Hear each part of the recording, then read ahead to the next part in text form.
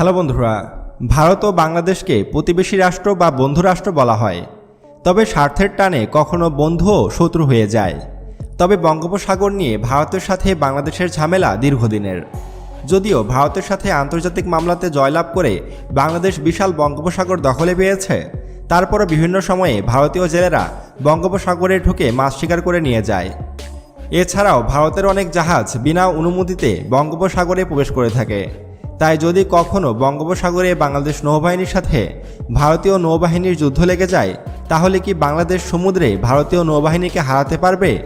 বাংলাদেশ নাকি ভারত, সমুদ্রে কে বেশি শক্তিশালী? যুদ্ধ হলে কাদের জয় হবে তা জানবো আজকের ভিডিওতে। তাই আজকের ভিডিওটি অনেক গুরুত্বপূর্ণ হতে চলেছে। তাই আপনি যদি একজন সত্যিকারের দেশপ্রেমিক হয়ে থাকেন, তাহলে ভিডিওটি অবশ্যই শেষ পর্যন্ত দেখবেন। তো চলুন শুরু করা যাক। বন্ধুরা, গ্লোবাল ফায়ার পাওয়ার 2023-এর র্যাঙ্কিং অনুযায়ী ভারত পৃথিবীর চতুর্থ শক্তিশালী দেশ এবং ভারতীয় নৌবাহিনী পৃথিবীর মধ্যে সপ্তম। ভারতীয় নৌবাহিনীতে টোটাল যুদ্ধজাহাজ রয়েছে 295টি এবং ভারতীয় নৌবাহিনীতে সদস্য সংখ্যা 1,42,252 জন। ভারতীয় নৌবাহিনীতে 2টি এয়ারক্রাফট ক্যারিয়ার রয়েছে, যেগুলো খুবই শক্তিশালী। ভারতের এক একটি এয়ারক্রাফট ক্যারিয়ারে 35 থেকে 40টি করে ফাইটার যুদ্ধবিমান রাখা যায়। চীন, আমেরিকা এবং রাশিয়ার পর ভারতের হাতে সর্বোচ্চ এয়ারক্রাফট ক্যারিয়ার রয়েছে। দক্ষিণ এশিয়ার মধ্যে একমাত্র ভারত ছাড়া আর কারো হাতে এয়ারক্রাফট ক্যারিয়ার নেই। 2টি এয়ারক্রাফট ক্যারিয়ার ছাড়াও ভারতের নৌবাহিনীতে আরও 11টি ডিস্ট্রয়ার্স রয়েছে, যেগুলো বিশাল সাইজের যুদ্ধজাহাজ। এছাড়াও ভারতীয় নৌবাহিনীতে 12টি ফ্রিগেট এবং 19টি করভেট রয়েছে এবং ভারতীয় নৌবাহিনীতে সাবমেরিন আছে 18টি। এর মধ্যে 3টি সাবমেরিন নিউক্লিয়ার পাওয়ারে চলে। এছাড়াও ভারতীয় সাবমেরিনগুলো পারমাণবিক হামলা করতেও সক্ষম। বর্তমানে ভারত নিজ দেশেই সাবমেরিন তৈরির চেষ্টা করছে। ভারতীয় নেভিতে পেট্রোল ভেসেল রয়েছে 138টি। তবে ভারতীয় নেভিতে কোনো রকম মাইন ওয়ারফেয়ার যুদ্ধজাহাজ নেই, যেটা খুবই দুঃখজনক একটি বিষয়। ভারতীয় নেভি এয়ারক্রাফট ক্যারিয়ার, যুদ্ধজাহাজ এবং সাবমেরিন ছাড়াও আরও অত্যাধুনিক বেশ কিছু অস্ত্র ব্যবহার করে থাকে। যেমন ভারতীয় নেভি ভয়ঙ্কর অ্যাটাক ড্রোন ব্যবহার করে থাকে। যেমন ভারতীয় নেভি রুদ্র রোস্তম নামে ভয়ঙ্কর একটি অ্যাটাক ড্রোন ব্যবহার করে থাকে, যে ড্রোনটি ইন্ডিয়া নিজস্ব প্রযুক্তি দিয়ে তৈরি করেছে। তবে এই ড্রোনটি খুব বেশি একটা কার্যকরী নয়। এছাড়াও ভারতীয় নেভি নেভাল ফাইটার হিসাবে F-7 যুদ্ধবিমান ব্যবহার করে থাকে, যে যুদ্ধবিমানগুলো খুব বেশি উন্নত নয়, যেগুলো 70 দশকের যুদ্ধবিমান। আর ভারত তাদের এয়ারক্রাফট ক্যারিয়ারকে যতই শক্তিশালী বলুক না কেন, ভারতের সব এয়ারক্রাফট ক্যারিয়ার রাশিয়া থেকে সেকেন্ড হ্যান্ড ক্রয় করেছে। অর্থাৎ ভারত পুরনো এয়ারক্রাফট ক্যারিয়ার ক্রয় করেছে। তাই সেকেন্ড হ্যান্ড মাল দিয়ে ভারত কতক্ষণ যুদ্ধ করতে পারবে তা ভাববার বিষয়। আবার ভারতীয় নেভির একটি খারাপ দিক হচ্ছে বেতন ভাতা। আপনি হয়তো বিষয়টি বুঝতে পারছেন না, প্রবলেম নেই, আমি বুঝিয়ে দিচ্ছি। ভারতীয় নৌবাহিনীতে যারা চাকরি করে তারা শুধু মাস শেষে স্যালারি পাবার আশায় চাকরি করে। তাদের যুদ্ধ করার মতো সাহস নেই। আর যুদ্ধক্ষেত্রে সাহস না থাকলে জয়লাভ করা যায় না। যে জাতি মরতে ভয় পায় সেই জাতি কখনো যুদ্ধে জিততে পারে না। আপনারা যারা ভারত থেকে আমাদের ভিডিওটি দেখছেন, আপনাদের বলে দেই, আপনারা দয়া করে গোমূত্র খাওয়া বন্ধ করুন। আপনারা গোমূত্র খাওয়াতে আমাদের মান সম্মান নষ্ট হচ্ছে। আপনারা গোমূত্র খান, সেটাতে আমাদের কোনো প্রবলেম নেই, কিন্তু দয়া করে সেটা ভিডিও করে ইন্টারনেটে ছাড়বেন না। বন্ধুরা, আবারও ভারতীয় নেভির কাছে ফিরে আসি। বন্ধুরা, আপনারা অনেকেই হয়তো ভাববেন ভারত তো পারমাণবিক শক্তিধর দেশ, ভারতের হাতে তো পারমাণবিক বোমা আছে। এটা ঠিক যে ভারতের হাতে পারমাণবিক বোমা আছে এবং ভারতীয় নেভিও পারমাণবিক বোমা ব্যবহার করে থাকে। তবে সে বোমাগুলো তেমন কার্যকর নয়। ভারত শুধুমাত্র ভয় দেখানোর জন্য এই বোমাগুলো তৈরি করে রেখেছে। এমনকি ভারতীয় পারমাণবিক বোমাগুলোর দিকও ঠিক নেই। ভারত যদি বাংলাদেশকে লক্ষ্য করে পারমাণবিক বোমা ফেলে, তাহলে হয়তো বাংলাদেশে পৌঁছার আগেই মাঝপথেই তা বিস্ফোরণ ঘটে যাবে। হয়তো সেটা পশ্চিমবঙ্গেও পড়তে পারে। আর ভারতীয় সেনাবাহিনী, নৌবাহিনী এবং বিমান বাহিনীর মধ্যে ভারতীয় নৌবাহিনী সব থেকে দুর্বল এবং ভারতীয় নৌবাহিনীতে যারা চাকরি করে তাদেরও ফিটনেস ঠিক নেই। তারাও গোমূত্র খেয়ে জাহাজ চালায়। তাহলে আপনি বুঝতেই পারছেন যে ভারতীয় নৌবাহিনীর সাথে যদি কোনো দেশের যুদ্ধ লেগে যায়, তাহলে ভারতীয় নৌবাহিনী 1 ঘন্টা হয়তো টিকতে পারবে না। বন্ধুরা, এবার আমরা বাংলাদেশ নৌবাহিনী সম্পর্কে জানব। বন্ধুরা, গ্লোবাল ফায়ার পাওয়ারের র্যাঙ্কিং অনুযায়ী 2023 সালে এসে বাংলাদেশ নৌবাহিনীর অবস্থান পৃথিবীর মধ্যে 29তম এবং বাংলাদেশ নৌবাহিনীর হাতে টোটাল 112টি যুদ্ধজাহাজ রয়েছে এবং বাংলাদেশ নৌবাহিনীতে অ্যাক্টিভ সদস্য রয়েছে 30,000। বাংলাদেশ নৌবাহিনীর বর্তমানে একটি সাবমেরিন বেজও রয়েছে এবং 2টি মিং ক্লাস সাবমেরিন ব্যবহার করে বাংলাদেশ নৌবাহিনী। এই সাবমেরিনগুলোতে আধুনিক কম্পিউটার, যোগাযোগ ব্যবস্থা, উন্নত যুদ্ধাবস্থা সিস্টেম, নতুন দূরপাল্লার রাডার সিস্টেম ইত্যাদি সংযোগ করা হয়েছে। বাংলাদেশ নেভির সাবমেরিনগুলো 12 মার্চ 2017-তে চালু করা হয়েছে। আবার কিছুদিন আগে বাংলাদেশ নৌবাহিনীর সাবমেরিন ঘাঁটি উদ্বোধন করা হয়েছে। বাংলাদেশের এই সাবমেরিনের গতি প্রতি ঘন্টায় 33 কিলোমিটার। এতে 8টি সাবমেরিন বিধ্বংসী টর্পেডো রয়েছে, 14টি এন্টিশিপ টর্পেডো রয়েছে এবং 30টির ওপরে নেভাল মাইন রয়েছে এবং রয়েছে ক্রুজ মিসাইল সিস্টেম। আর এই 2টি সাবমেরিনই নয়, খুব দ্রুত আরও 4টি সাবমেরিন যুক্ত হবে বাংলাদেশ নৌবাহিনীতে। বন্ধুরা, এবার আমরা বাংলাদেশ নৌবাহিনীর ফ্রিগেট যুদ্ধজাহাজ সম্পর্কে জানব।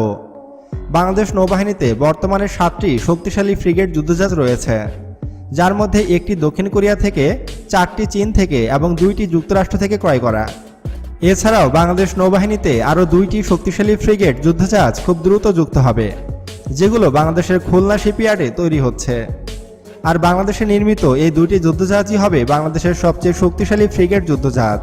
বাংলাদেশ নৌবাহিনীর বর্তমানে থাকা 7টি ফ্রিগেটের মধ্যেই 5টি গাইডেড মিসাইল ফ্রিগেট, আর আমেরিকার তৈরি 2টি ফ্রিগেটই পেট্রোল ফ্রিগেট। তবে এগুলো খুবই উচ্চ ক্ষমতা সম্পন্ন পেট্রোল ফ্রিগেট। এই যুদ্ধজাহাজগুলো কোনো রকম বাইরের সাহায্য ছাড়াই টানা 45 দিন সমুদ্রে ভাসতে সক্ষম, আর প্রতিটি ফ্রিগেটই একটি করে হেলিকপ্টার নামার ব্যবস্থা রয়েছে। 7টি ফ্রিগেট ছাড়াও বাংলাদেশ নৌবাহিনীতে আরও 6টি করভেট রয়েছে। এই করভেটগুলোকে বাংলাদেশ নৌবাহিনী আরও অস্ত্র ও সেন্সর লাগিয়ে উন্নত করেছে। বর্তমানে আরও 6টি করভেট তৈরি হচ্ছে চট্টগ্রাম শিপইয়ার্ডে, যা খুব দ্রুত বাংলাদেশ নৌবাহিনীতে যুক্ত হবে। বর্তমানে বাংলাদেশ নৌবাহিনীতে যে 6টি করভেট জাহাজ রয়েছে, তার মধ্যে 4টি চীন থেকে এবং 2টি ব্রিটেন থেকে ক্রয় করা। এক একটি জাহাজের ওজন প্রায় 1,500 টনের মতো। করভেটগুলোতে অত্যাধুনিক সব মিসাইল সিস্টেম রয়েছে। এছাড়াও FM-90 মতো এয়ার ডিফেন্স সিস্টেমও রয়েছে এই করভেটগুলোতে। বাংলাদেশ নৌবাহিনীতে আরও 30টি পেট্রোল ভ্যাসেলস রয়েছে। আর পেট্রোল ভ্যাসেলস হলো মূলত টহল জাহাজ। এগুলোতে প্রধান অস্ত্র হিসাবে একটি ফোর্বস 60mm গান ব্যবহার করা হয়েছে। এছাড়াও বিভিন্ন মডেলের মেশিন গান এবং অস্ত্রশস্ত্র রয়েছে এই জাহাজগুলোতে। এই জাহাজগুলোর ওজন প্রায় 1200 টন করে। বাংলাদেশ নৌবাহিনীতে এসব ছাড়াও আরও 13টি ফাস্ট অ্যাটাক ক্রাফট রয়েছে। ফাস্ট অ্যাটাক ক্রাফট হলো এক ধরনের ছোট নৌযান, যা দ্রুততার সাথে শত্রুকে আক্রমণ করতে পারে এবং আকারে বড় জাহাজের তুলনায় ছোট হবার কারণে সহজেই শত্রুর দৃষ্টি এড়াতে পারে। বাংলাদেশ নৌবাহিনীতে আরও রয়েছে 4টি অ্যান্টি সাবমেরিন ওয়ারফেয়ার ভ্যাসেলস। এই জাহাজের প্রধান কাজ হলো শত্রুপক্ষের সাবমেরিনকে ধ্বংস করা। আর এরকম অ্যান্টি সাবমেরিন জাহাজ ভারত বা মিয়ানমার কারো কাছেই নেই। দক্ষিণ এশিয়ার মধ্যে একমাত্র বাংলাদেশের কাছেই অ্যান্টি সাবমেরিন ওয়ারফেয়ার ভ্যাসেলস রয়েছে। আর এরকম 2টি অ্যান্টি সাবমেরিন জাহাজ সবসময় বঙ্গোপসাগরে টহল দিয়ে থাকে, ফলে ভারত এবং মিয়ানমারের সাবমেরিনগুলো বাংলাদেশের জলসীমায় প্রবেশ করতে ভয় পায়। বন্ধুরা, এবার আমরা বাংলাদেশের সবচেয়ে শক্তিশালী যুদ্ধজাহাজ বিএনএস বঙ্গবন্ধু সম্পর্কে জানব। বন্ধুরা, বিএনএস বঙ্গবন্ধুই হলো বর্তমানে বাংলাদেশ নেভির সবচেয়ে সর্বাধুনিক এবং আধুনিক যুদ্ধজাহাজ। এই যুদ্ধজাহাজটি শুধু বাংলাদেশেই নয়, দক্ষিণ এশিয়ার অন্যতম শক্তিশালী ফ্রিগেট যুদ্ধজাহাজ। এই যুদ্ধজাহাজটি পরিচালনা করতে 210 জন নাবিকের প্রয়োজন হয়।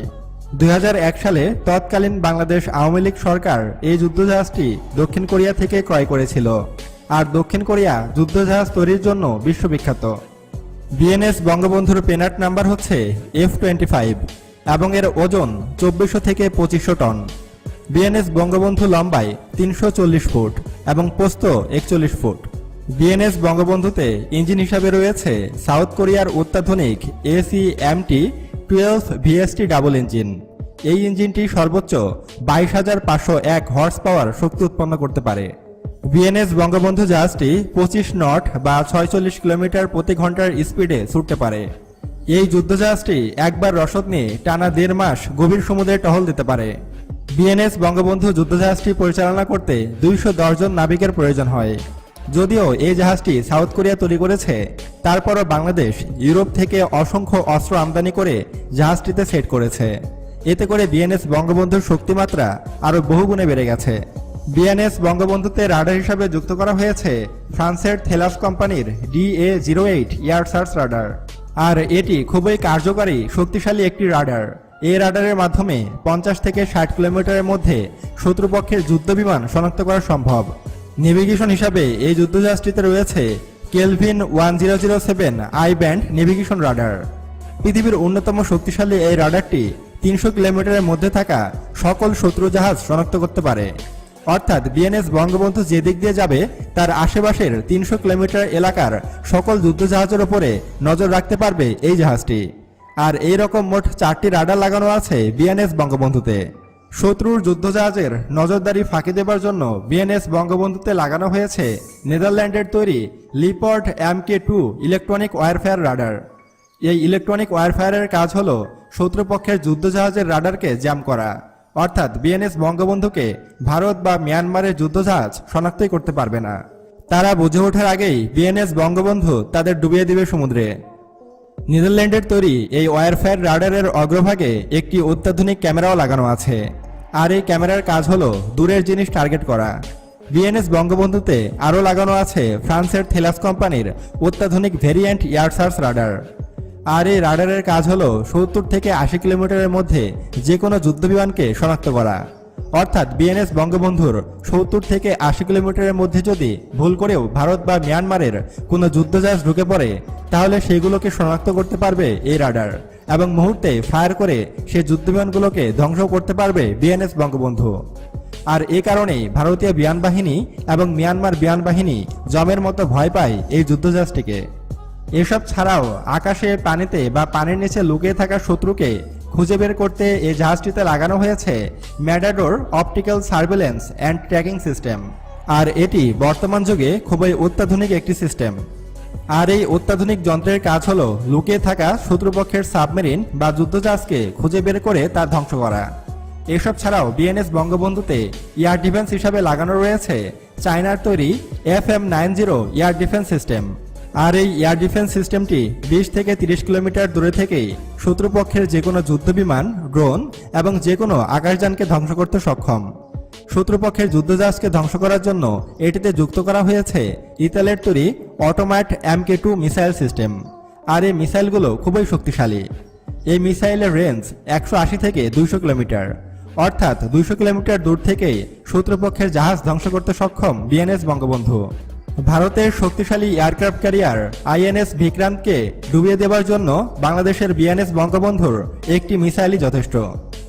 শুধু ভারতের যুদ্ধজাহাজই নয়, মিয়ানমারের যে কোনো যুদ্ধজাহাজকেও ধ্বংস করতে সক্ষম বিএনএস বঙ্গবন্ধু। মিয়ানমারের সবচেয়ে শক্তিশালী যুদ্ধজাহাজ কিয়ানসিত্তাকেও ধ্বংস করতে সক্ষম এই যুদ্ধজাহাজটি। আর এসব কারণেই বিএনএস বঙ্গবন্ধুকে বাংলাদেশের ফ্ল্যাগশিপ যুদ্ধজাহাজ বলা হয়। শুধু যুদ্ধজাহাজই নয়, যদি ভারত বা মিয়ানমার তাদের সাবমেরিন দিয়ে বিএনএস বঙ্গবন্ধুকে ধ্বংস করতে চায় তাও তারা সফল হবে না। কারণ বিএনএস বঙ্গবন্ধুতে লাগানো আছে অত্যাধুনিক সাবমেরিন ধ্বংসকারী টর্পেডো টিউব। আর এই টর্পেডো টিউবগুলো বিএনএস বঙ্গবন্ধুর উভয় পাশে লাগানো আছে। বিএনএস বঙ্গবন্ধু টর্পেডো হিসেবে বহন করে ইতালির তৈরি A244S fire and forget torpedo. এই সাবমেরিন ধ্বংসকারী টর্পেডোগুলো খুবই অত্যাধুনিক। ফায়ার অ্যান্ড ফরগেট অর্থাৎ এটি ফায়ার করার পরে এটির কোনো গাইডেন্সের প্রয়োজন হয় না। প্রায় 13 কিলোমিটারের মধ্যে যে কোনো সাবমেরিনকে ধ্বংস করতে সক্ষম এই বিএনএস বঙ্গবন্ধু। তো বন্ধুরা, বাংলাদেশ ভার্সেস ভারত যুদ্ধ লাগলে আপনি কোন দেশকে সাপোর্ট করবেন তা অবশ্যই কমেন্ট করে জানাবেন। আর আমরা কখনোই চাইব না যে বাংলাদেশ ও ভারত দুই বন্ধুর মধ্যে যুদ্ধ লাগুক। আজকের মতো এ পর্যন্তই। দেখা হবে পরবর্তী ভিডিওতে। ততক্ষণ পর্যন্ত সুস্থ থাকবেন, ভালো থাকবেন। আল্লাহ হাফেজ।